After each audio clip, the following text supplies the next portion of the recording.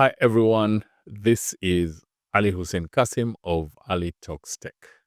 In this week's weekly roundup, we are looking at 5 interesting stories.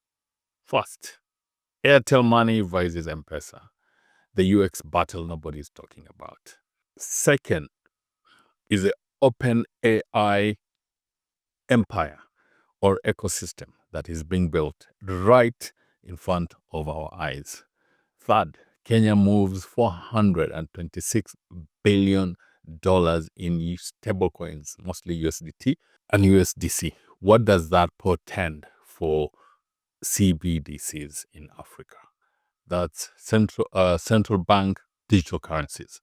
Fourth, World Bank exposes Ethiopia Telecom market crisis and the Safaricom Ethiopia growth issue. So we are going to be covering this in a little bit of depth today. So let's start with Airtel Money and M-Pesa.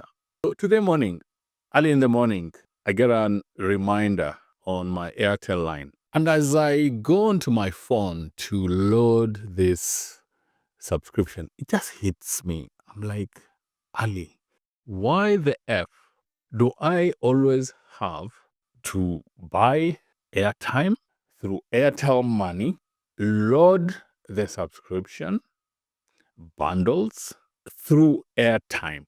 I'm like, why can't I just do it directly? Where in this UX rulebook are we that you have to convert Airtel Money into Airtel airtime and then buy bundles? So it got me thinking. So I whipped up my other phone that uses M-Pesa, and I said, let me try and send, let me pretend to send somebody buy airtime on my phone because I'm on the monthly plan. And as I opened the M-Pesa app, the simplicity of it just struck a nerve on me. And I'm like, here you are, 2 very different UX approaches. 1, Airtel gives you 3 different options. But on top of that, it asks you to convert your Airtel Money first into airtime, then buy bundles. So you have that, Airtel Money, buy bundles, rather buy airtime, then convert to bundles. Pay via a payment gateway called DPO, convert into airtime, buy bundles. Ting by Cellulant, convert airtime, bundles. And I'm like, what's going on, man? I mean, it's like M-Pesa just became the UX. You know how we talk about UX being an experience within an application? M-Pesa just seemed to become the UX. You have only one option, M-Pesa. And for those who still use scratch cards, actually, honestly, guys, I can't remember the last time I saw an M-Pesa or Safaricom airtime via scratch cards. But it gives you that option just in case. So pay via M-Pesa, rather load via M-Pesa, load via scratch card. No other payment gateway. So this started a very interesting discussion on my LinkedIn post and on several of the tech WhatsApp groups I have. But what struck me is 2 conversations. The first conversation for me is, let's step back one bit. On the Airtel Money app, it also has an option to pay via M-Pesa. So somebody in a group said, but this is a regulatory intervention. Safaricom needs to have that. Airtel needs to have that option. And for me, the twist was very simple. If this was regulatory, then basically Safaricom needed to have been forced to plug in Airtel, not the other way around. Anyway, long story short, I think one of the most interesting success story globally, not just in Kenya or Africa, is how M-Pesa has become so embedded into our daily lives that even if somebody is sending you Airtel Money or Telecom cash, guys, ebu ni M-Pesa, ume ni M-Pesa. M-Pesa has become a verb, guys. And that's the ultimate. That's the ultimate mode for any. The network effects have become so pervasive that as Kenyans, we actually don't think about it. We just M-Pesa. How did M-Pesa get to this point? How did they gain this hegemony to the point that they're in our heads? You don't even think about it. And here are my thoughts. Guys, you can disagree with me, but these are my thoughts. One, superior UX that has been built on radical simplicity. Yeah. So sometimes we actually, even me, I complain. I'm like, I'm going into a payment to make a payment at a supermarket. I use pay bills. I mean, it's almost, I'm not sure who invented pay bills, but that guy who invented pay bills, that's a genius. I know now we're thinking about QR codes, tap and go, but that essence, that thinking around pay bills, that simplicity, it just became the UX. Network effects, of course. I recall many years back when I first sent my dad M-Pesa and he wasn't, I was like, what's it? I said, no, go to the agent, he will register you for M-Pesa and you will get your money. I was like, oh, okay, cool. So then this number portability came a couple of years later, and my dad says, M-Pesa, Safaricom is too expensive. I'm moving to Airtel. I'm like, okay, how am I going to send you M-Pesa? And my dad was like, I didn't think about it. I said, okay, that's network effects. First move advantage, not necessarily today, but they have actually taken advantage of that. Brand trust seems to be chipping a bit, but as Kenyans love to hate M-Pesa sometimes. Yeah, it's become our pet peeve about complaining about M-Pesa and Safaricom, but we are still there. Here's the other thoughts as far as Airtel is concerned. Is it genius? Is it an Airtel genius to give you all these options on their app? Or are we going to get cognitive dissonance on that? Food for thought. But let me leave it to you today to just appreciate what it takes to get to 90+% of digital payments in Kenya. Not just mobile money, digital payments in Kenya. So now I want to speak to OpenAI's interesting trajectory. For those of you who may not know the company behind ChatGPT, that's OpenAI. And these guys literally brought AI to the masses. Literally brought AI to them. And now they're moving to the next level. ChatGPT has become the platinum standard for generative AI. If you ask me, as a professional, I know my friends are smiling right now because they know what I'm going to be talking about just now. Perplexity is my go-to. But this boy called Sam Altman and his team, they are not joking. They're not playing. We are talking about building a whole new operating system. Remember the history of operating systems. Windows, anyone?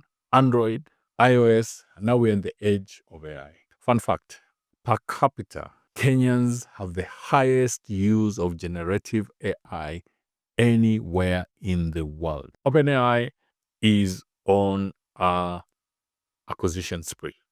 Let me mention, in the last 6 months, they've closed 6 deals, acquisitions, worth over 7.6 billion. Each one is super focused, not random. From hardware to personalization, the pattern is extremely unmistakable. Control the full AI stack. I spoke about this a couple of days ago on my LinkedIn page, and I was saying, if you are an AI founder, you have a couple of choices. Build to be acquired by OpenAI or any other of the big tech companies that are playing big in the AI ecosystem. This strategy is best exemplified in the book by Jim Collins, who called it Build to Flip. So a number of companies that they acquired and what they're building. IO Products, 6.5 billion. That's from Johnny Ive, him of Apple fame. Sorry guys if I massacre this name. StatSig, A/B testing and optimization tools for software engineering. Context.ai for model evaluation and analytics. If you want to know what this means, just ask Deloitte, who screwed up big time in Australia. Crossing Minds, recommendation AI expertise.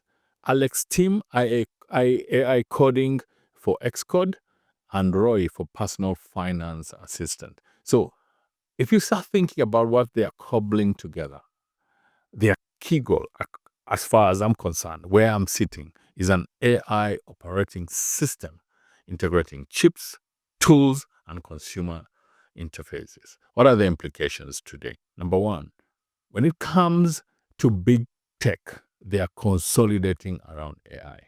So 53% of all VC funding now goes to AI startups. Oh my God. Are we seeing another bubble? Yes and no.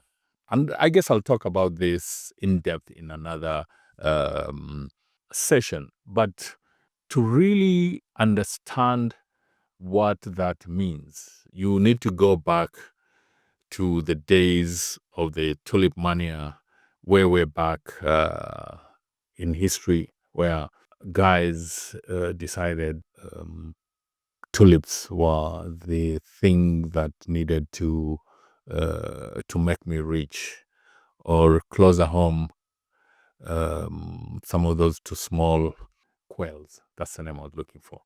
Quail mania. They're going to be major winners here, but they're going to be many losers. So then the other interesting component of this is, like, Alex's team is an acqui-hire. The model around acqui-hire is that you've seen talent in a small startup. You don't want the whole company. You just want that talent.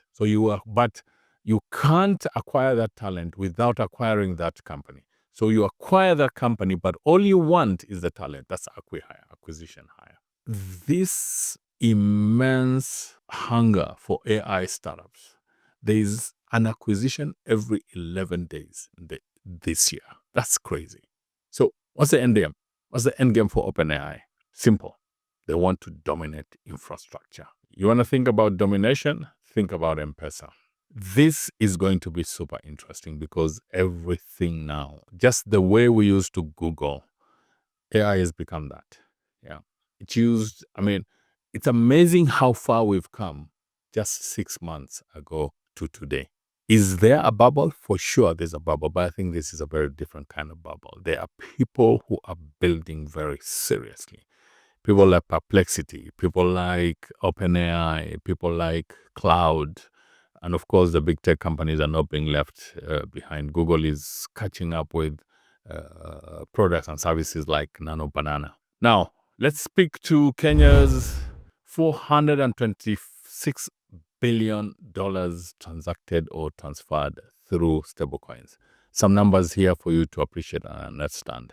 In 2024 alone, Kenyans moved 426 billion through stablecoins. So, for those who are new to this space, stablecoins are simply a digital version back to back to a fiat currency. So $1 to one stablecoin. In this case, so let's take one of the most popular stablecoins out there, which is USDT. If you have 10 USDT, you basically have $10. And Kenyans have moved $426 billion in these stablecoins. The numbers matter here, guys. Stablecoins now make up 43% of all African crypto transactions. 43%. Nigeria, 22 billion in stablecoin volume. South Africa is growing 50% month on month on stablecoin transactions. And more important, I think, for me, because it creates that stability, is that we have seen that 25% adoption rates by corporates in 2024. The numbers should be very interesting for 2025. It's very simple why Africa is becoming the epicenter of stablecoins. Cross-border transfers that take days now take seconds or minutes at the maximum. Average remittance fees in the African corridor is just too high. Average 8.4%. The UN target is 3%. Stablecoins reduce that to a fraction of that. Currencies like the Naira are, they're so volatile that we can use the term collapsing. So stablecoins simply solve a couple of things. One, instant borderless transfers, 70% or more lower costs, protection from currency volatility, 24/7 access via mobile. It's like M-Pesa on steroids, or M-Pesa on at global standards, global reach. It's a fintech remix in Africa that is happening in front of our eyes. The trillion-dollar question, literally, is the central bank digital currencies dead? I mean, if you take the use case of Ghana and Nigeria, the ECD and the e-Naira, Nigeria, a combination of a number of tech companies launched a stablecoin against a stablecoin back to back with the e-Naira. And that seems to be tracting more than the e-Naira itself. So is the future of African crypto based stack strategized and growing based on stablecoins? This is going to be interesting to see this year and going forward. My last story is on Safaricom's Ethiopia saga. Let me give you the numbers. It's the latest World Bank assessment around what's going on with M-Pesa. M-Pesa is synonymous to Safaricom. Safaricom Ethiopia's was from a financial services perspective. Revenue, $53.6 million. Losses, $325 million. That's like 6 times more losses than revenue. But I think there's an issue here that we need to also take into consideration, is the volatility of the currency. That is something that has obviously played a major role, but that's not the issue. In my opinion, that's just part of the issues. I'm not going to belabor the point because I'm not really an economist, but I'm not going to belabor the point of how important the currency issue is. What I'm going to say is, as investors, shouldn't we have taken into consideration the volatility of the bill? I mean, going in, we knew that market was volatile. Shouldn't we have hedged against that? That's one issue. But there are other issues. You have 7.1 million active subscribers, but you have unsustainable margins because of that volatility and others. You have M-Pesa that has tripled to 10.8 million, but the nuances of the mobile money market in Ethiopia is very different to the nuances of M-Pesa in Kenya. It's not a cut and paste. And so the bottom line is that Safaricom Ethiopia has delayed break-even point to 2027. Here are the systemic issues that need to be addressed beyond the economics of the volatility of the currency. Ethiopia Telecom blocking Safaricom apps. They're actually blocking Safaricom apps. I mean, guys, WTF. Surely. I mean, that is the essence of playing rough. And the ref is just waving play on, right? Below cost pricing is draining, $1.6 million cost per month. Unequal licensing fees, Safaricom paid $1 billion. Ethio Telecom, obviously owned by the Ethiopian government itself, paid $0. Minimal infrastructure sharing opportunities. So Safaricom said, for us to quickly get traction, we will rent infrastructure from Ethio Telecom. Obviously, they knew that Ethio Telecom is not going to be playing fair. And that's exactly what is happening. So here's the thing. The Ethiopian government thinks that they are protecting Ethio Telecom, but this is what it's threatening at a macro level. Ethiopia's digital transformation goals. Guys, remember this. Ethio Telecom is not young. It's been Ethiopia for yongs. Okay? Investor confidence is gonna take a beating because they're seeing and they're looking at all these unfair disadvantages that Safaricom is facing, despite having some blue chip investors. It's also going to start addressing the region's competitiveness, and it's going to affect potentially a million jobs in this market. The bigger picture, beyond Safaricom's balance sheet, is a test of how African policymakers and regulators can create truly competitive markets while protecting so-called national pride and interest. Ladies and gentlemen of the Ethiopian hue, reform is no longer optional. It's the price of progress. I leave you with this last question for the Ethiopian situation for Safaricom. Will Ethiopia's policymakers and regulators act on the World Bank's recommendations and rescue their liberalization experiment, or let it fall under monopolistic pressure? And with that, I look forward to speaking to you again next week. Asanteni sana.